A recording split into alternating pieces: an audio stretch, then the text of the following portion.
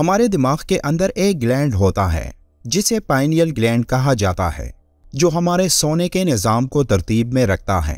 लेकिन ये 24 घंटों वाला या पूरे साल वाला स्लीप साइकिल उस वक्त मुतासिर होता है जब हम हद से ज़्यादा खाते हैं या हद से ज़्यादा सोते हैं या फिर रात तक देर तक जागते हैं, जो हमारे जहनी और जिस्मानी हालत के बिगाड़ का सबब बनता है, जिससे ये होता है कि हमारी रोज़मर्रा ज़िंदगी में मसाइल बढ़ना शुरू होते हैं। और यही मसाइल जब हमारे घरों में दाखिल होते हैं तो इससे घर का माहौल भी बिगड़ जाता है।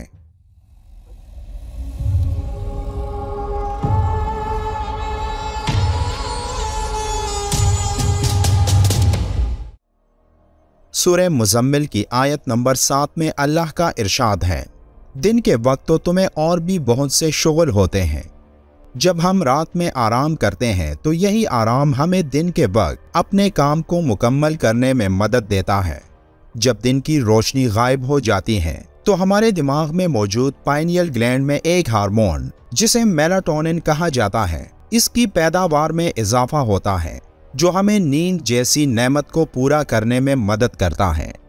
साइंस के मुताबिक रात को 1 घंटे की नींद जिस्म में मौजूद थकावट को दूर कर देती है और मुसलसल 3 घंटे की नींद एक सेहतमंद इंसान के लिए काफ़ी होती है।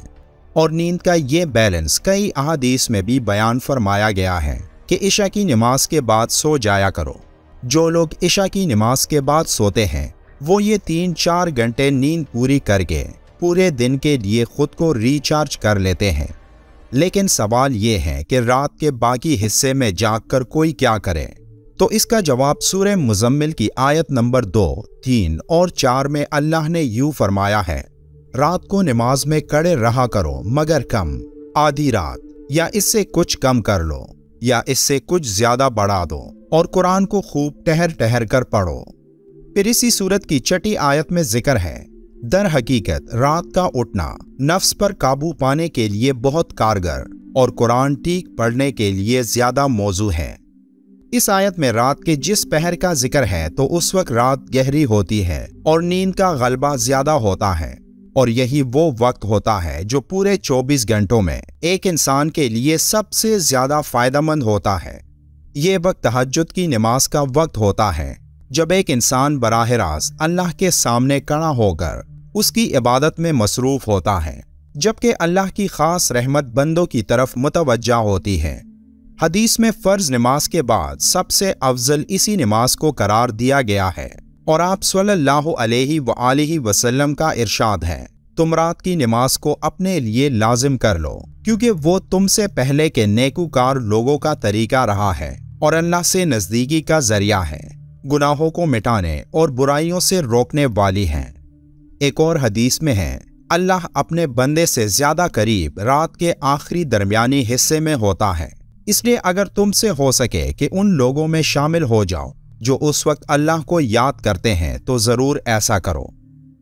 तहज्जुद की नमाज यानी क़यामुल लैल का नूर दिन को भी छाया रहता है, और वो रात में क़याम करने वाले को इस तरह अपनी पनाह और हिफाजत में रखता है कि बंदा दिन भर नफ्स और शैतान के शर से महफूज रहता है।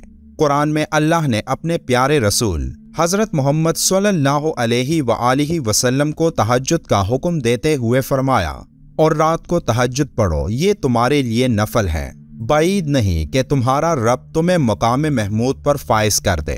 इस आयत में तहज्जुद के हुक्म के साथ आप सल्लल्लाहु अलैहि वसल्लम को मुकाम महमूद की उम्मीद दिलाई गई है।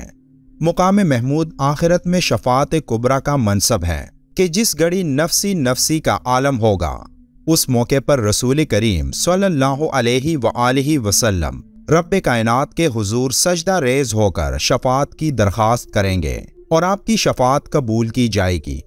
इस आयत में मुकाम महमूद का तज़किरा तहज्जुद के साथ किया गया है, जिससे मालूम होता है कि नमाज तहज्जुद और मुकाम महमूद में एक गहरा ताल्लुक है, और जो लोग इस नमाज को पढ़ते रहेंगे तो उन्हें मुकाम महमूद में किसी दर्जे की अल्लाह के रसूल सल्लल्लाहु अलैहि वसल्लम की रफ़ाकत मुयस्सर होगी। तहज्जुद एक अजीम नेमत है, रूहानी तरक्की का सबसे बड़ा जरिया और दिल को तरोताज़ा रखने का सबसे मुअस्सर तरीका। जिसे इस लज्जत का इदराक हो जाए तो उसके सामने सारी दुनिया की दौलत फजूल है। इसके लिए उस वक्त आराम की नींद सोना कांटे के बिस्तर पर सोने के मुतरादिफ है। तहज्जुद कम से कम 2 रकात है और ज्यादा की कोई हद नहीं। ताहम अमली तौर पर रसूल करीम सल्लल्लाहु अलैहि वसल्लम से कम 4 रकात और ज्यादा से ज्यादा 8 रकात पढ़ना साबित है।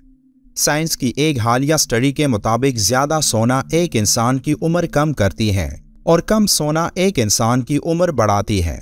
मतलब ज्यादा सोने से एक इंसान मुख्तलिफ बीमारियों का शिकार होता है।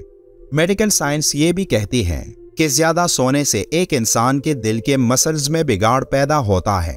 रिसर्चर्स के मुताबिक रात को आधे घंटे के लिए जागना एक फायदेमंद आदत है जो हमारे दिमाग को दोबारा एक्टिवेट करके दिमाग को ऑक्सीजन फराहम करता है, जो सोते वक्त हाइबरनेशन की कैफियत में चला जाता है, जिससे दिमाग को ऑक्सीजन की फराहमी निहायत कम हो जाती है। साइंस का ये भी मानना है कि आरामदेह नींद से जागना हमारी यादाश्त को मजबूत करती है और रात का ये पहर अपने गुनाहों पर मुआफ़ी मांगने का बेहतरीन वक्त है। जब नींद से जागने पर हमें अपने गुनाह याद आते हैं तो उस वक्त दिल पाक साफ होता है और उस वक्त एक इंसान जब अल्लाह से मुआफ़ी मांगता है तो वो खालिस दिल से मांगता है। साइंसी तहकीक के मुताबिक तहज्जुद की नमाज एक इंसान के जिस्म में मौजूद मनफी असरात को दूर करती हैं और उसके जहन से परेशानी और गम को कम कर देती हैं, जिससे एक इंसान के जिस्म का तवाज़ुन बढ़ता है और उसका मुदाफ़ियती निज़ाम मजबूत होता है, जिससे एक इंसान सेहतमंद रहता है। तहज्जुद के नमाज की जितनी भी फजीलतें बयान की जाए उतनी ही कम है। हज़रत मोहम्मद सल्लल्लाहु अलैहि वसल्लम ने इरशाद फरमाया कि अल्लाह रात के आखिरी तिहाई हिस्से में आसमान से दुनिया की तरफ नुज़ूल करके फरमाता है कि कौन है जो मुझसे मांगे और मैं उसे अता कर दूं। कोई है जो मुझसे बख्शिश और मग़फ़िरत तलब करे कि मैं उसको बख्श दूं। तो जो शख्स उस वक्त नमाज अदा करता है और उस नमाज को अदा करने के बाद जो भी दुआ मांगता है वो अल्लाह पाक ज़रूर कबूल फरमाते हैं, क्योंकि अल्लाह की नज़रों में ये इंसान बहुत ही महबूब बन जाता है, क्योंकि वो फ़र्ज़ नमाजों के अलावा भी एक ऐसी नमाज पढ़ रहा है जिसको पढ़ना बहुत ही मुश्किल काम है।